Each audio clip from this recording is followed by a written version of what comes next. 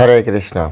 সকলকে আবারও কৃষ্ণ প্রীতি শুভেচ্ছা জানিয়ে আমাদের ধারাবাহিক শ্রীমদ্ ভগবদ গীতার ক্লাস শুরু করছি। আপনাদের সকলকে কৃষ্ণ প্রীতি শুভেচ্ছা, স্বাগতম। আজ আমরা শ্রীমদ্ ভগবদ গীতার দ্বিতীয় অধ্যায় সাংখ্যযোগ শ্লোক নম্বর 50 আস্বাদন করব। অত্যন্ত সুন্দর একটি শ্লোক।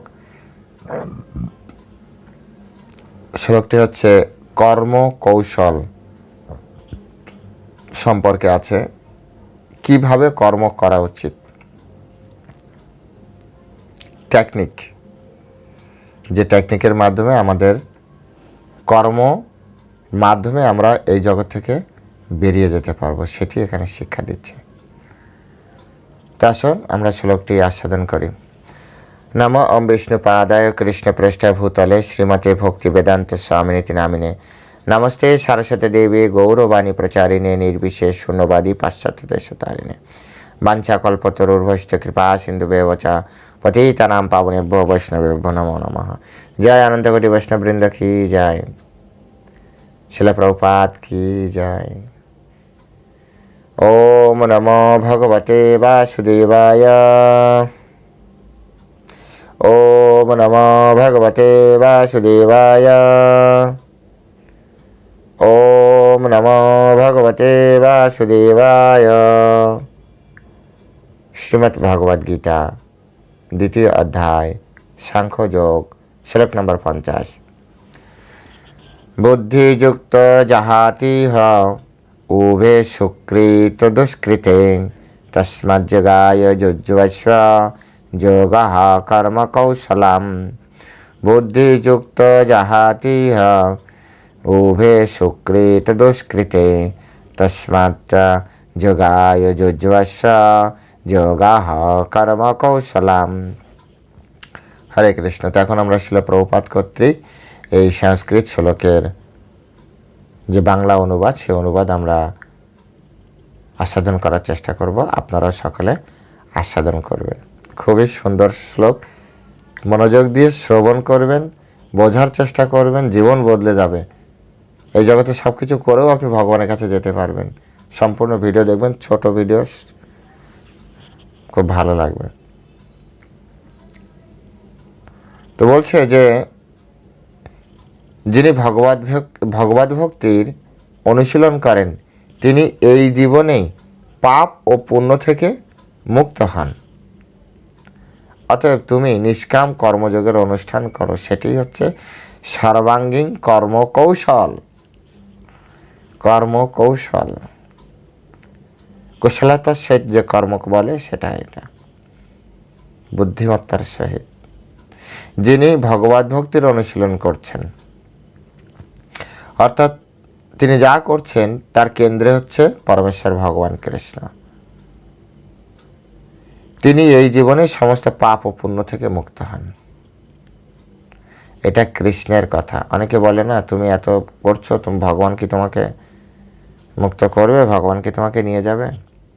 ভগবান তিনি এখানে বলছেন, যদি কেউ ভগবানের চরণে আত্মসমর্পণ করে ভক্তিযুক্ত অবস্থায় কৃষ্ণের আরাধনা করেন, কৃষ্ণ ভাবনাময় অর্থাৎ ভগবদ ভক্তির অনুশীলন করেন, তাহলে তিনি এই জীবনে পাপ থেকেও মুক্ত, পুণ্য থেকেও মুক্ত। তো প্রশ্ন উঠতে পারে, পাপ থেকে মুক্ত এটা তো ভালো লক্ষণ, কিন্তু পুণ্য থেকে মুক্ত মানে? আসলে পাপ এবং পুণ্য উভয় এই জড়জগতে বন্ধন। পুণ্য হলে আপনার স্বর্গলোকের শরীর হবে, পাপ হলে অধোজনী হবে।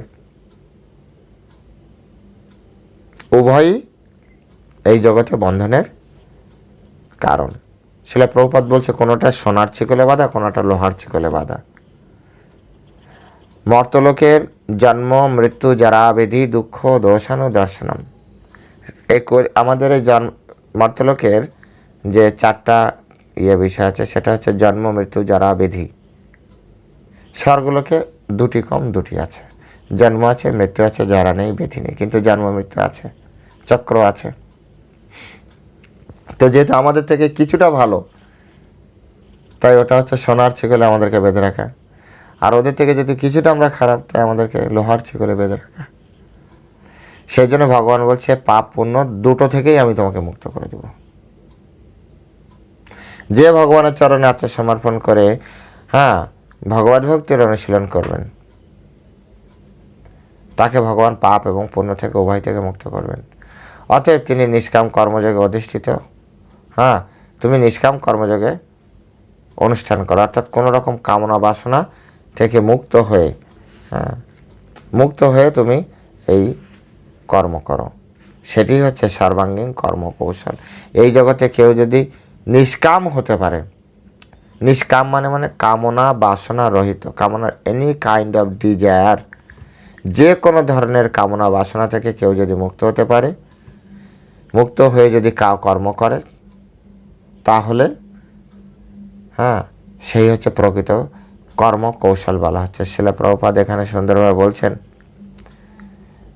স্মরণাতীত কাল ধরে প্রতিটি জীব তার শুভ অশুভ কর্মের ফল উভয়ই ভোগ করছে। এটা সত্য কথা। আমি যে এখানে এই পৃথিবীতে এসেছি, এটা হচ্ছে এমনি এমনি নয়, আমি আমার কর্মের ফল ভোগ করার জন্য এখানে এসেছি। তো প্রত্যেক ব্যক্তি সে শুভ হতে পারে অশুভ হতে পারে, কর্মের ফল ভোগ করার জন্য এসেছি। তো এই কর্মের ফলের জন্যই সে জন্ম মৃত্যু চক্রে আবর্তিত হচ্ছে। দেখুন, কর্মফলের জন্য আমাদের জন্ম মৃত্যু, যেভাবে শঙ্করাচার্য বলেছেন পুনরূপী জননম পুনরূপী মরণম, পুনরূপী জননী জঠরে শয়নম, বারবার জন্ম বারবার মৃত্যু, আর বারবার কোনো না কোনো জননীর গর্ভে প্রবেশ করতে হবে। কত কষ্টদায়ক, একবার বিচার করে দেখুন। এবং এই জড়জাগতিক যে ক্লেশের দ্বারা জর্জরিত হচ্ছে। আর যখনই আমরা এই জগতে আসছি, এখন একটা মশা কামড়ালে আমরা তাড়িয়ে দিতে পারছি। ছোটোবেলার কথা চিন্তা করুন, মশা কাটছে, পিঁপড়া কাটছে, কিন্তু আপনি শুধু কাটতে পারবেন, কিন্তু বলতে পারবেন না যে আপনার কোথায় সমস্যা। পেট ব্যথা করছে না মাথা ব্যথা করছে, ছটফট করবেন, কিন্তু বলতে পারবেন না।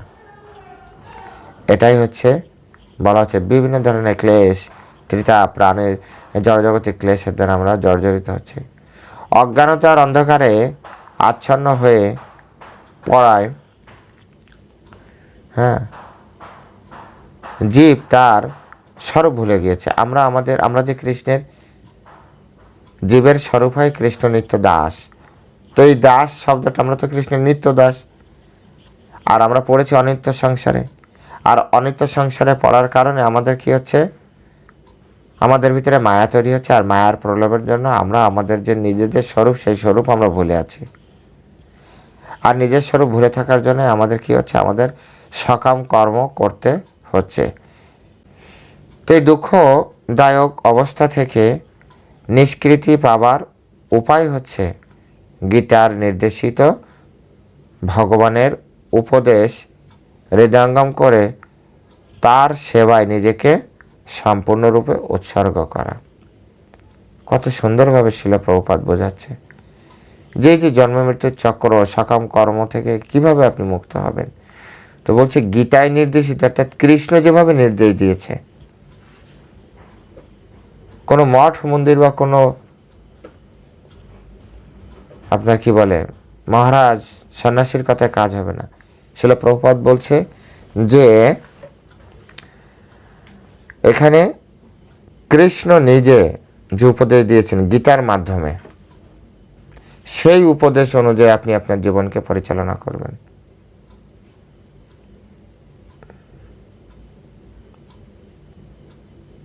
তাহলে আমাদের অজ্ঞতার যে আবরণ উন্মোচিত হবে এবং জন্মান্তরে যে কর্ম ও কর্মের ফলের শৃঙ্খলিত শাস্তিভোগের কবল থেকে আমরা মুক্ত হতে পারব।